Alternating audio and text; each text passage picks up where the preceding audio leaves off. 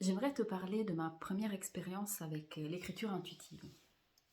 J'ai commencé cette aventure en 2014 quand je me suis inscrite à un des ateliers de mon amie Isabelle Muller de l'Ewa de l'intuition. Elle organise toujours des ateliers pour apprendre aux gens à se connecter à la source. Elle apprend le dialogue avec la source. Elle t'apprend à recevoir des messages, à pouvoir les écrire et ensuite à faire, instaurer ce dialogue avec la source, avec des questions et des réponses, avec une méthode qui prévoit une façon de tourner les questions pour que la réponse puisse être accueillie pleinement.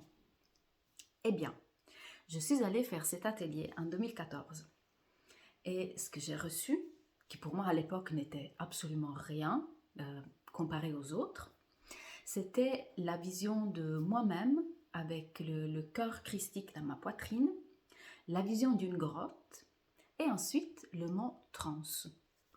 Quand j'ai reçu ce message, la question qui avait été posée, c'était où est-ce que l'écriture intuitive va m'amener? Donc c'était la question qui avait été posée et chacun devait canaliser la réponse. Et ça, c'était ce que j'avais reçu. À l'époque, alors non seulement je n'avais absolument rien compris à ce que j'avais reçu, mais en plus de ça, je me comparais aux autres et je voyais que les autres, à mes yeux, avaient reçu des choses beaucoup plus belles par rapport à moi, beaucoup plus riches, beaucoup plus intéressantes. Je voyais que certains recevaient des phrases, des bouts de texte, des choses qui faisaient sens, alors que moi j'avais eu juste ces visions et puis un seul mot trans, bien sûr ça ne me parlait pas du tout. Et avec cette expérience, inconsciemment, mon mental a décidé de faire barrage. Donc pendant 8 ans, je n'ai plus rien reçu. Alors, aujourd'hui, je peux en parler parce que pendant ces 8 ans, moi, je disais tout simplement à Isabelle, tout le monde peut écrire grâce à tes enseignements, mais sache que moi, je suis la seule à ne pas avoir réussi. Moi, je suis ton plus grand échec. Donc, imagine-toi, qu'est-ce que c'est comme poids aussi de dire je suis ton plus grand échec.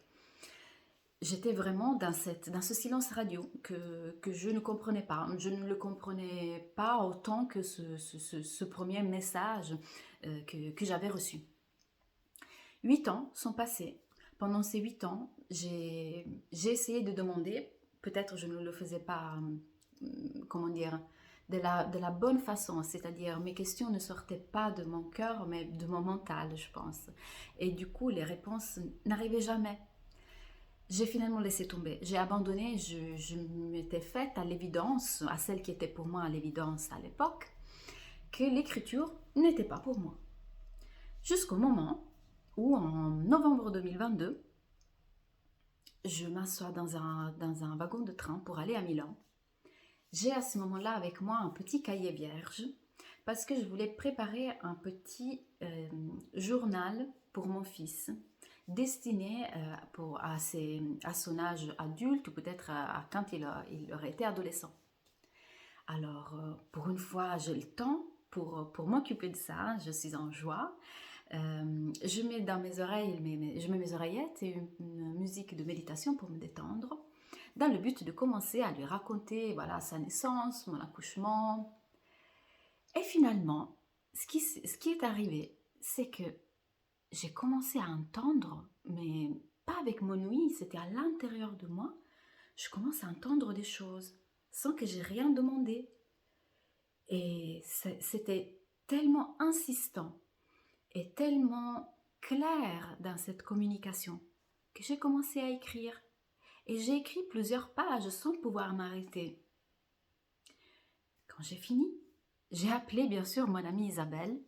Je lui ai lu le texte et je lui ai dit « Isabelle, qu'est-ce qui m'arrive ?»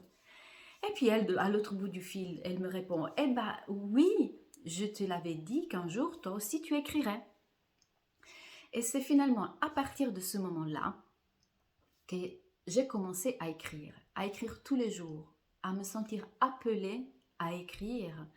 Et les messages ont été d'une telle richesse, d'une telle puissance que je n'ai plus réussi à arrêter. C'est devenu vraiment une partie de moi et de mon quotidien. Je pense que chacun, en fait, c'est pas que je le pense, je suis sûre que chacun peut recevoir des messages en canalisation pour une simple raison, c'est que nous venons tous de la même source. Donc nous sommes tout le temps connectés à cette source. Simplement, nous passons beaucoup de temps à penser que nous ne le sommes pas. Et du coup, nous ne sommes tout simplement pas à l'écoute de ces messages. Mais cette connexion est toujours là, elle est naturellement là. Et c'est bien pour cela que tout le monde réussit à recevoir des messages canalisés.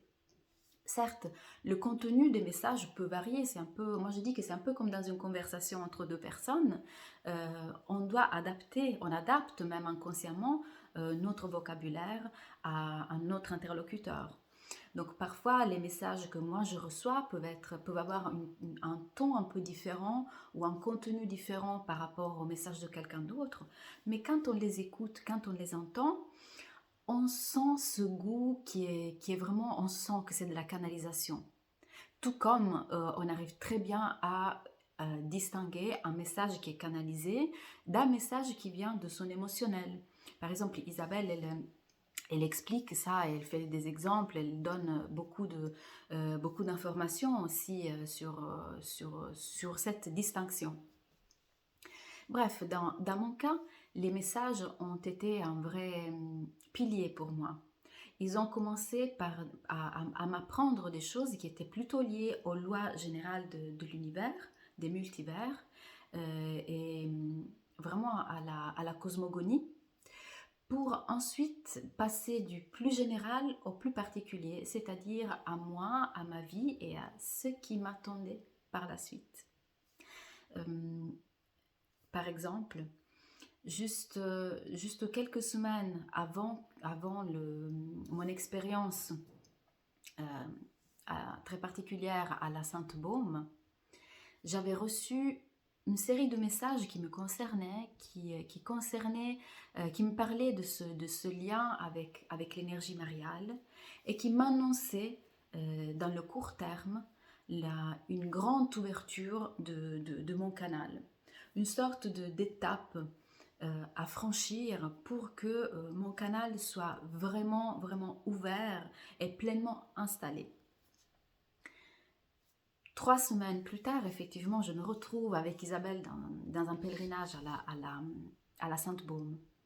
Et on se promène avec le groupe dans la forêt qui amène après à la grotte où aurait vécu Marie-Madeleine.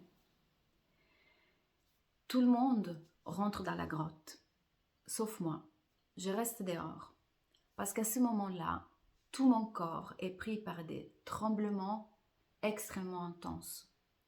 Je ne peux pas être debout, je ne peux pas être assise, je ne peux pas parler, je ne peux rien faire, je peux juste me laisser traverser par cette énergie d'une puissance qui n'est pas de cette terre. Seulement environ 1 mois plus tard, j'ai compris ce qui m'était arrivé.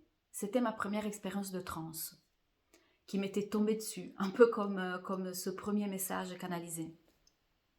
Avec cette expérience de transe, j'ai commencé à avoir des visions et puis à canaliser de façon beaucoup plus précise l'énergie mariale sous ses différentes formes.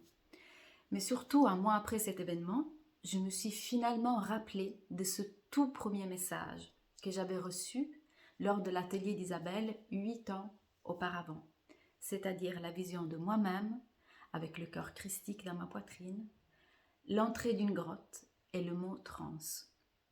Donc tout ça pour vous dire que si des fois vous pensez ne pas comprendre ce que vous recevez en canalisation, ne vous inquiétez pas. Ne bloquez pas, laissez simplement le message venir, accueillez-le et demandez ensuite qu'est-ce que vous avez à comprendre de ce message, comment ce message va vous aider à aller de l'avant. Vous voyez, dans mon cas, il m'a fallu 8 ans pour comprendre le sens de ce message. Et encore aujourd'hui, quand je canalise, parfois je ne comprends pas tout. C'est aussi pour cela que l'écriture est vraiment un outil formidable parce qu'on peut ensuite aller relire les choses. Et parfois, on les comprend des semaines plus tard, parfois des mois plus tard ou des années plus tard. Mais vous voyez, quand un message est canalisé, il a toujours un sens dans notre évolution personnelle. Donc, je ne peux que vous encourager à toujours garder les messages canalisés et d'aller les relire dans le temps. Vous verrez que non seulement vous allez comprendre au fur et à mesure, même les choses qui vous semblent vraiment farfelues, mais aussi que pour les messages que vous pensez avoir déjà compris, intégrés, quand vous allez les relire après un certain temps, eh ben, ils vont vous parler encore autrement. Ils s'engramment d'une façon encore plus profonde et encore différente par rapport à ce que vous êtes, par rapport à votre propre évolution. C'est un petit peu comme quand on a un livre qu'on commence, après il ne nous plaît pas et puis on le met de côté. Et puis quelques mois plus tard, nous vivons des choses dans notre existence et on reprend ce livre et puis finalement il nous parle.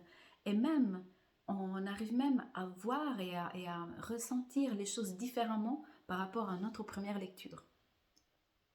Voilà, je vous partage ça pour vous encourager et pour venir aussi lire des extraits de messages canalisés que j'ai sur mon site, dont le lien est tout en bas de la vidéo.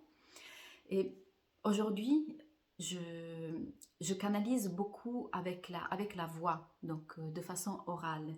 Ensuite, j'enregistre pour après retranscrire et ne pas perdre toute cette richesse. Si tu veux venir essayer d'écouter ces enseignements que je reçois et que je partage en channeling, ou si tu veux par exemple recevoir une guidance individuelle ou même un soin dans les couches subtiles, bah, je te recommande déjà d'aller voir tous mes accompagnements qui sont indiqués dans mon site internet. J'en parle vraiment, j'explique un peu comment cela s'opère en moi. Et puis ensuite, si tu le souhaites, de me contacter. À bientôt!